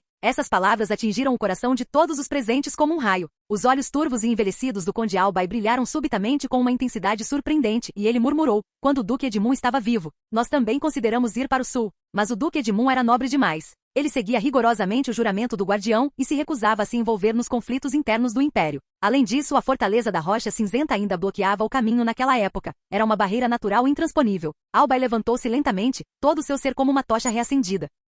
Ele ergueu abruptamente sua taça de vinho. A rota comercial da família Albay para o sul está bloqueada há 20 anos. Estou farto de ter que olhar para a cara do pessoal do sul. Erguendo ainda mais o copo, sua voz fez tremer toda a sala de estratégia. Se o seu objetivo é o sul, então os cavaleiros da família Albay estão dispostos a ser a vanguarda. Nesse instante, o ar na sala pareceu tremer. Com a liderança de Albai ao lado de Louis, o descontentamento persistente dos nobres restantes pela perda de poder desapareceu instantaneamente. Em seu lugar, havia um anseio infinito pelas terras férteis do sul, pelos ventos quentes, pela riqueza e pela glória. Imediatamente irrompeu uma animada conversa dentro da sala. Quanto vinho o sul consegue vender em um ano? Portos livres de gelo. Esses são tesouros com que todos sonhamos. Se conseguirmos ir para o sul, valerá a pena mesmo que morramos no caminho. Louis levantou a mão para sinalizar, e o ruído diminuiu gradualmente. Sua voz era clara e calma, porém repleta de um poder reconfortante. A guerra não é um jogo. Avançar para o sul exige o momento certo. Se vocês confiarem em mim, liderarei o território do norte para atacar no momento mais oportuno. Essa declaração foi como uma âncora estabilizadora, acalmando instantaneamente todos os corações inquietos.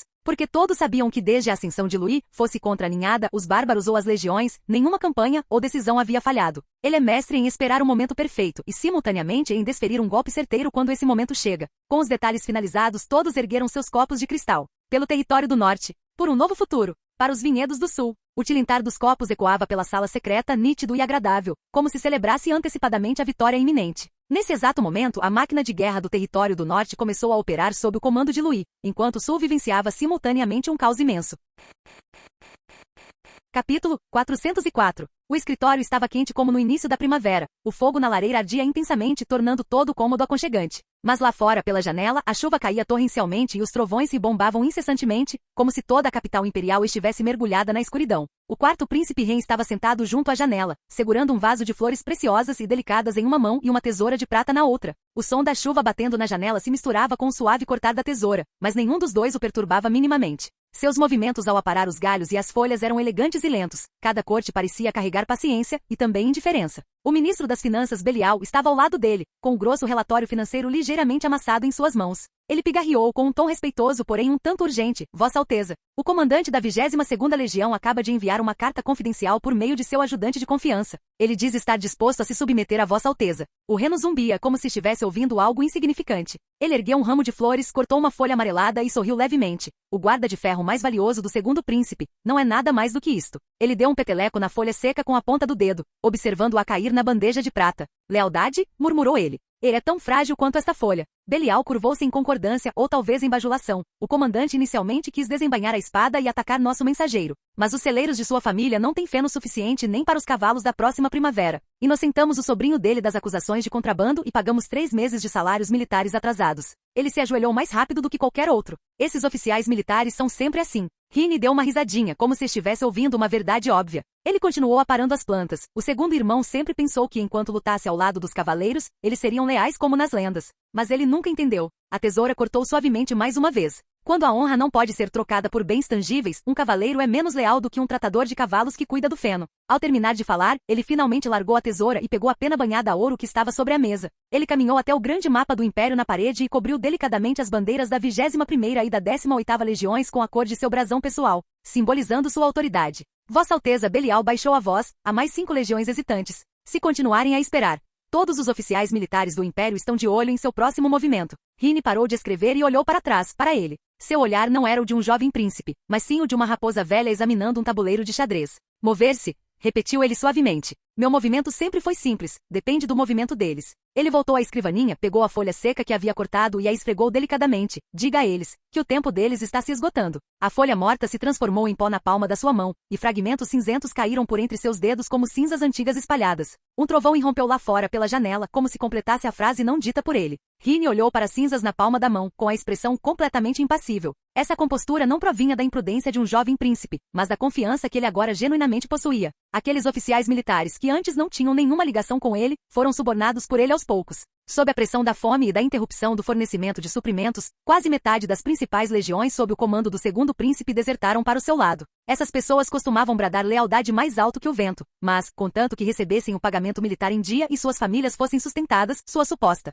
devoção mudava imediatamente de lado. Atualmente o poderio militar que ele comandava superava em muito de qualquer outra facção do Império. Não lhe faltavam cavaleiros, nem pessoas dispostas a arriscar a vida por ele. Nesse instante, ouviu-se uma batida suave do lado de fora da porta. Um guarda empurrou a porta, mas ao entrar no escritório e ver Belial, hesitou por um instante, como se quisesse dizer algo, mas se conteve. Rini ergueu os olhos, percebendo sua hesitação. Notícias do Palácio Imperial? O guarda assentiu com a cabeça. Fale, disse Rini, com um tom tão suave como se estivesse perguntando sobre o tempo. Belial é um de nós. Belial ficou atônito com o comentário. Sentiu como se algo tivesse atingido no peito, e uma emoção genuína surgiu em seu rosto. Só então o guarda se endireitou e relatou: Vossa Alteza, notícias do palácio indicam que o regente pode não durar mais 2 dias. Assim que as palavras foram ditas, a chuva forte bateu com força na janela, produzindo um som alto e estridente. Rini baixou a cabeça e deu uma risadinha suave, como se não conseguisse se conter, ou talvez zombando dos desígnios do destino.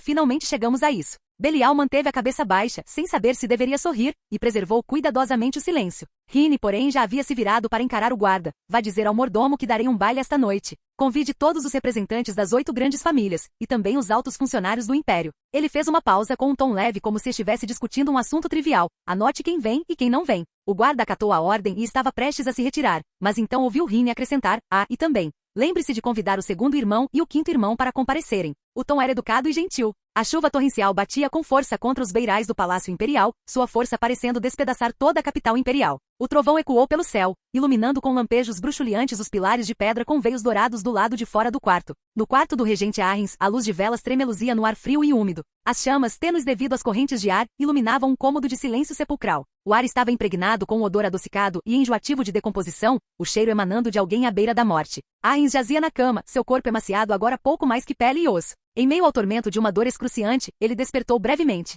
Seu olhar se moveu com dificuldade, apontando para a porta do quarto. Das sombras, um velho emergiu silenciosamente. Tratava-se de Lin Zé, o administrador-chefe de assuntos internos, chefe do conselho privado, que serviu a 3 imperadores e cuja existência era considerada uma tradição de mais de 2 séculos. Ele ainda estava curvado, mas tão firme quanto uma árvore antiga. Os lábios de Arrens tremeram, sua voz se fragmentando em um sussurro frio e ofegante. Deixe-nos. Os médicos empalideceram e saíram apressadamente, como se tivessem recebido um indulto. A pesada porta fechou-se lentamente atrás deles, a vibração ecoando nas profundezas do quarto. Por fim, restaram apenas 2 pessoas na vasta sala, o regente moribundo e o velho que sempre permanecia na mais profunda sombra da autoridade imperial.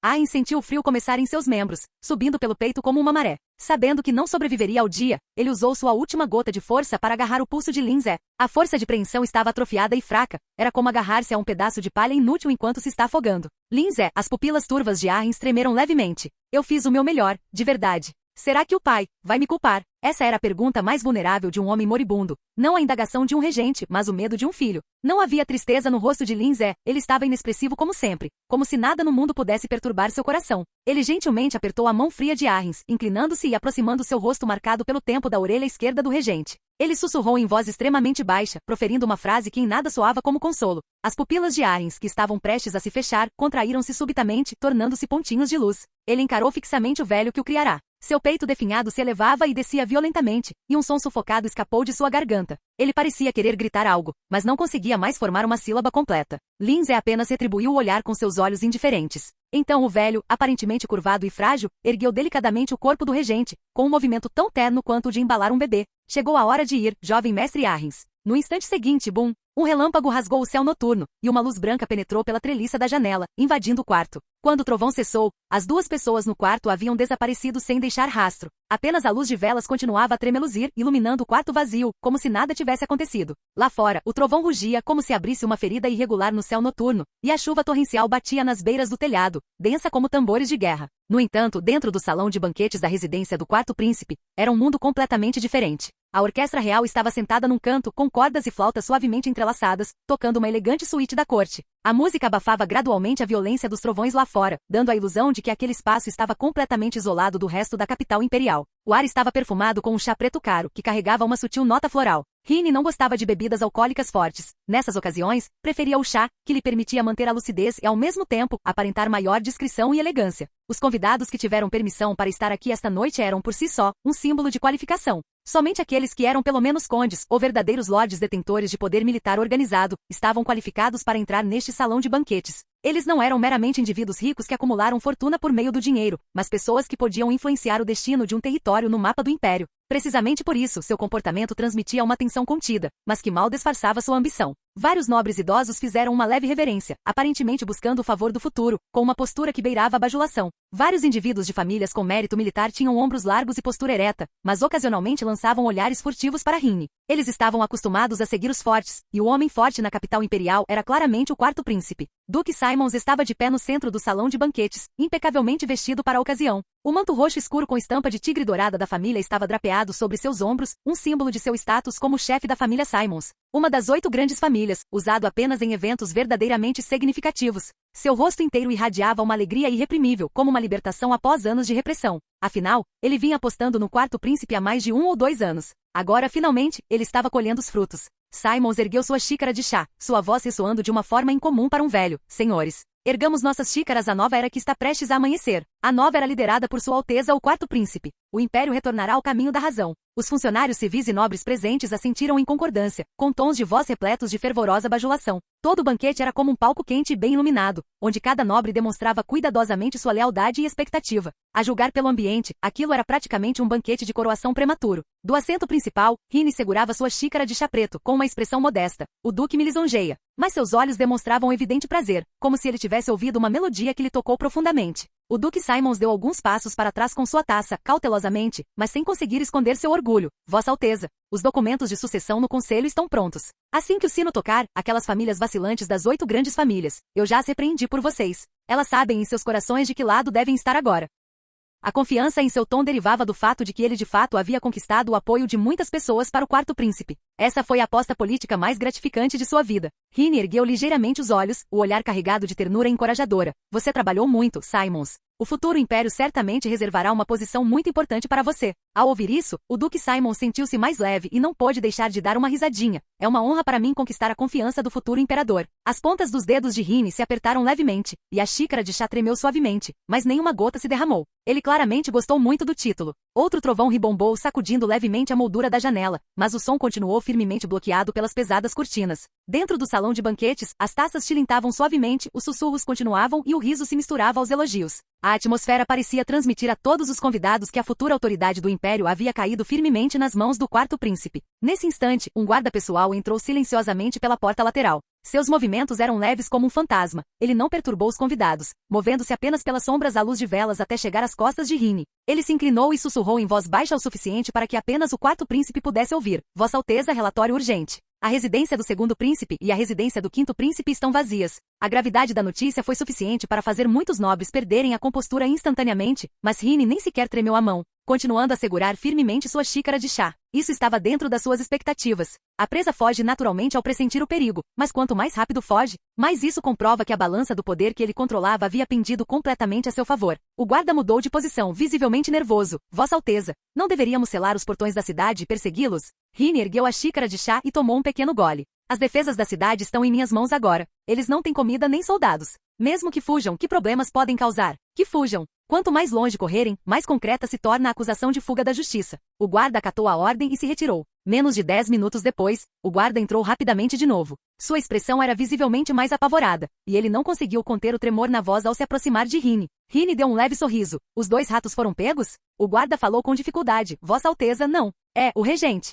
Ah? Rini ergueu uma sobrancelha. Ele ficou sem fôlego? Não, ele se foi. O guarda engoliu em seco. Sua Alteza o regente Arrens e o intendente-chefe Lins desapareceram no ar dentro do quarto. Quando entramos, vimos apenas lampejos de luz residuais. A mão de Rini finalmente tremeu, e o chá preto na xícara oscilou levemente. Ele olhou fixamente para o guarda, confirmando. Já foi embora mesmo? O guarda assentiu com a cabeça. A música continuou no salão de banquetes, e os convidados permaneceram imersos nas animadas felicitações, alheios à tempestade que se anunciava à beira do trono real. Rini reprimiu a súbita sensação de inquietação no peito, acalmando-se rapidamente. A verdade não importa, disse ele para si mesmo. O que importa é no que todos acreditam. Em seguida, ele deu uma ordem em voz baixa, falando extremamente rápido, mas cada palavra com clareza. Neste momento, o regente Arrens faleceu devido a uma doença há 10 minutos. Médicos e guardas podem testemunhar isso. O guarda hesitou, mas, o corpo, encontre um, disse Rini friamente. Uma constituição física semelhante é suficiente. Use poções de alquimia para tratar o rosto até que fique irreconhecível, alegando que é devido à necrose causada pela doença. As pupilas do guarda se contraíram. Vossa Alteza, isto.